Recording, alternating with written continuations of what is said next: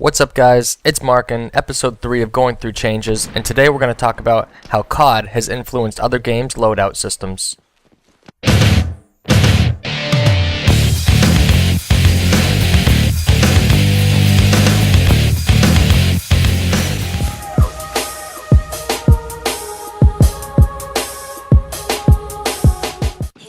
Alright, so for those of you that are new to the channel, I have a series going on that I call Going Through Changes. Now, I haven't put up a new episode of this in a long time. I did 2 episodes pretty much back to back, maybe a month or 2 ago, and I stalled out after that. Warfighter released, and I got really heavy into Warfighter, and I did the class breakdowns. So, sorry for those of you who are actually interested in that series, if there was anybody interested in that series. But basically, it's a series, like I said, about how Call of Duty has influenced all the other types of games, all of the games on the market, for the good and for the bad. Now, in today's episode, I am going to be going over the loadout system. Now, in the past, you have games like Halo, the original Halo, Halo 2, where you have your multiplayer loadout system that was non-existent. You started out with a battle rifle, an assault rifle. There was different game types depending on what weapon you started out with. Say Halo 3 will take, for example, regular Team Slayer, you started out with an assault rifle. If you wanted to play Slayer Pro, which was, quote unquote the MLG variant of it, you would start out with the battle rifle. There was no way to pick your class. You don't pick different weapons, you don't pick different attachments. It was how it is. That's your gun. The guy that you're firing against on the other team has the exact same gun as you. You guys are fairly matched. Nobody has an advantage over the other. Now, Call of Duty obviously wasn't the first game to come out with a loadout system where you could pick your weapons, customize them, etc., etc., but they were the most popular.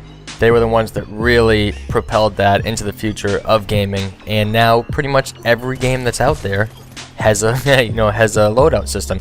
Even Halo has a loadout system. Gears of War, one of my favorite games of all time, has changed it up. They have a loadout system, and it's just games like that that have started out one way.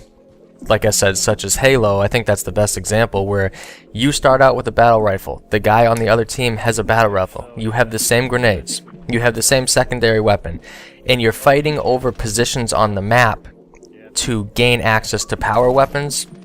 Whereas games like Call of Duty, how they started out with their loadout systems, even games like Warfighter now, you really change your play style and I guess the type of style you play, that's really good of me to say, based on your weapon. So you can have, let's take Modern Warfare 3, gold silenced ACR. That's all anybody ever posted, or an MP7 gameplay. It was like, if you wanted to use an SMG, it was the MP7. If you didn't, it was a gold ACR silence. Those were the best weapons in the game. Now, I played Modern Warfare 3 for about 3 weeks and got rid of it, so I'm speaking purely out of watching other people's videos and hearing what other people had to say. But basically, they used that weapon. So anybody that did not use that weapon, the ACR or the MP7, was at a disadvantage. If somebody tried to use a single shot weapon, tried to keep their range, it just, no matter what, it was inferior to the ACR. Now, I think games like the original Halos, where everybody had the exact same weapon as their opposition, that's perfect. The game wasn't about overpowered weapons, about what weapon to pick. The game was about the actual gameplay. The game was about team play, map positioning, and struggling to fight on the map over who could get better control of the map, so who could control the power weapons. And it was, the power weapons were there as map pickups for a reason. It was to separate you from your opponents. If you were able to get to that sniper rifle, get to that rocket launcher, you had an advantage over your opponents. And the only way to get there was to play better than the other team. There was no using overpowered guns to be better, right? By default, it was about using your skill, your teamwork to get there and control the map. Now, I really like games like that. Obviously, games like Warfighter, any other game, Crisis even, they have loadouts now that are all customizable, and it's mainly because of Call of Duty. Now, I'm not saying that's a bad thing. I'm not saying it's a good thing. I myself kind of like the old style better, where it took more skill-based than just weapon-based gameplay to, you know, win and to come out on top. So let me know in the comments what you guys think. Do you want me to continue this series? Like I said, it's been a long time since my last episode. Figured I'd throw it in there. This is something I've been thinking about. Let me know in the comments what you guys think. As always, thanks for watching, and I'll catch you later. Thanks for sticking around to the end of the video, guys. On the left there you have my last vid about elitist attitude in gaming. It's actually a pretty successful vid so far, so if you guys haven't watched it, go ahead and check it out. Make some different points in there than some other people.